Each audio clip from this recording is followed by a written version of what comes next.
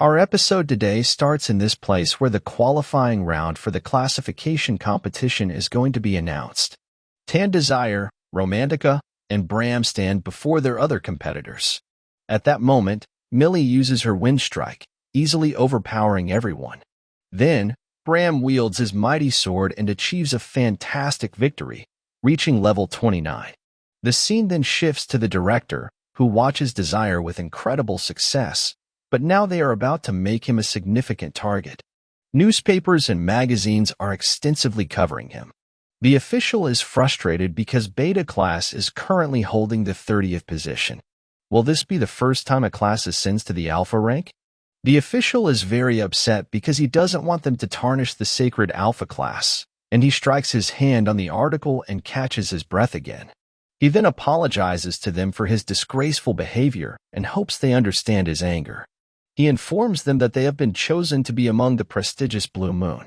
They may be only in their first year, but they now bear a significant responsibility to protect and uphold its honor and traditions.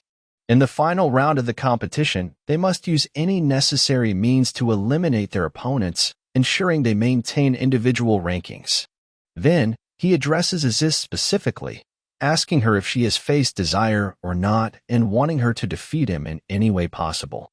Aziz informs him that she now has the advantage and can definitely defeat him. He reminds her that she is the leader of the first-year students in the Blue Moon, a high-ranking position, and she must respect it and ensure victory for them. Aziz speaks to herself, determined to overcome the taste of defeat she experienced before, knowing that Desire is very powerful. She believes she can defeat him with all the strength they've been given. The scene then shifts to Aziz walking in a large corridor. Two students, Danita Haydon and Percival, stop her and ask her what she wants and if she objects to being the top leader. Percival laughs and tells her that he knows how strong she is. He asks if she has any information about Romantica because he wants to take her down, while the red-headed person wants to face Bram. Aziz assures them that she relies on them completely, and their best chance of winning is by fighting as a united group. Unity is strength and division is weakness, she tells them. She then informs them that Desire is unlikely to be in this match because she intends to face him one-on-one. She wants to defeat him with her full strength and doesn't want any of them to interfere. The scene then shifts to Desire, who speaks to himself, acknowledging that both of them have sufficient skills. Perhaps now they are ready for the next step. He takes it upon himself to train them to the best of his abilities. Next, we see Bram and Romantica performing exercises. Then, he informs them that they will have special training for the final match. The scene shifts to the library where he gives them some history books. Desire tells them that they will be studying history. At this, Romantica is shocked and shouts loudly. She then explains that the final round of the classification competition will take place in the shadow world created by the Academy. In this world, historical events are created by various standards, and if they can prevent these events from occurring, they will secure the world of shadows, making it entirely safe. Bram understands this and mentions that if they have historical knowledge, it will help them in securing the world of shadows. Romantica expresses her confusion, as they don't know which events from which era will recur. Desire playfully tells them that they will read all the books in the library. Bram and Romantica are shocked, and their hair stands on end. Desire speaks to himself, knowing that in any shadow world, the final round is already in the past. He doesn't disclose this fact to them, and everyone continues to read the books intently. Desire and his friends sit down to read their history books, and Bram keeps glancing in Desire's direction, wanting to express his gratitude for everything Desire has done for him. However, he feels too embarrassed to do so. Romantica notices Bram's attempt to avoid her, but she still speaks to him in a very quiet voice so that no one else can hear. Bram confesses to Romantica that he wanted to thank Desire for everything he did for him, such as going shopping with him and buying food, as well as sharing his knowledge of swordsmanship. However, he never mentions the sword to Romantica. Despite Romantica's persistence, Bram remains tight-lipped, not wanting to discuss anything. Their conversation becomes somewhat awkward, and they continue to exchange words in hushed tones. At one point, Bram accidentally drops his book on Desire's head, prompting Desire to ask them to continue reading their books. Desire apologizes to them, and they all return to their reading.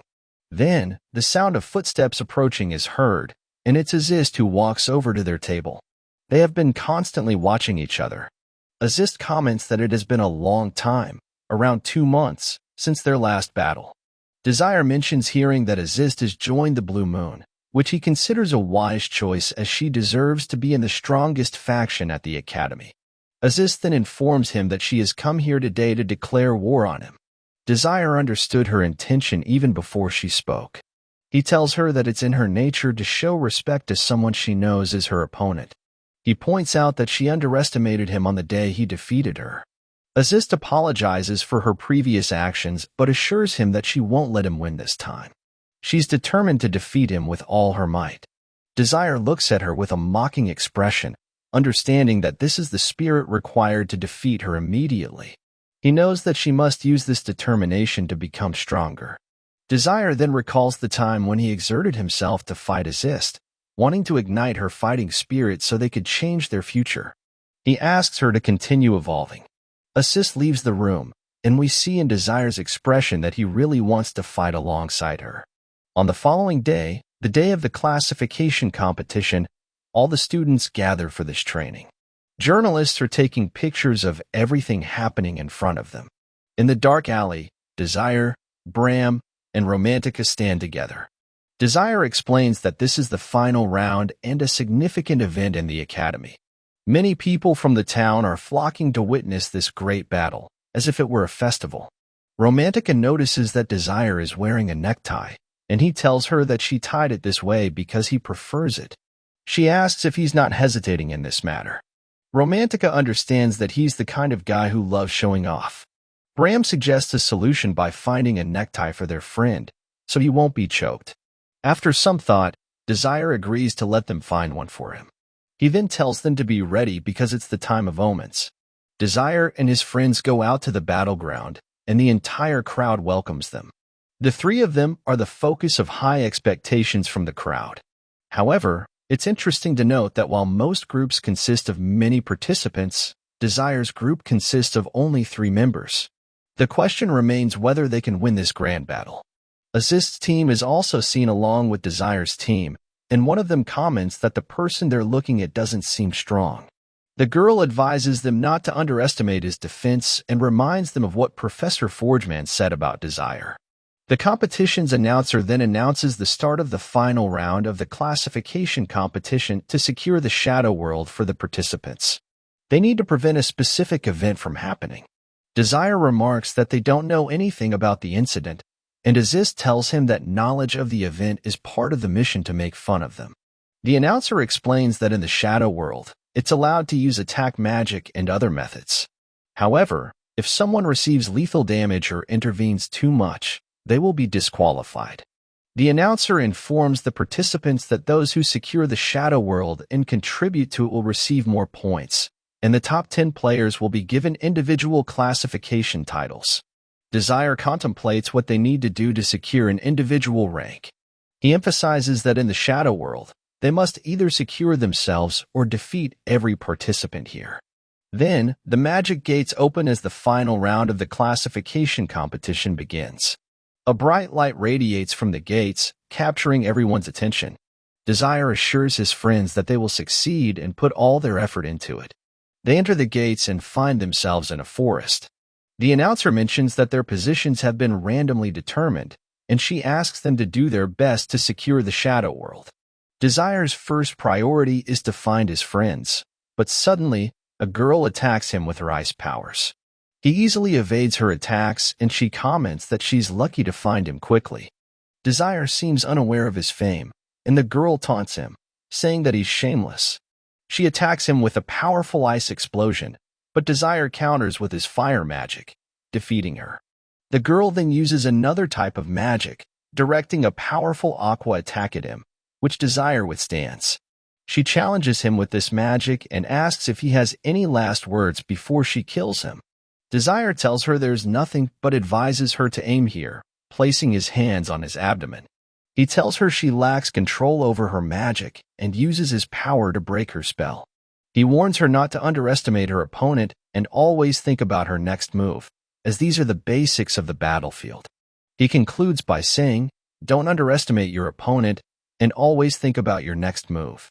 These are the basics of the battlefield." In a fit of anger, she exclaims that it's impossible for a sorcerer like him to defeat her. He then attacks her with full force, ultimately defeating her.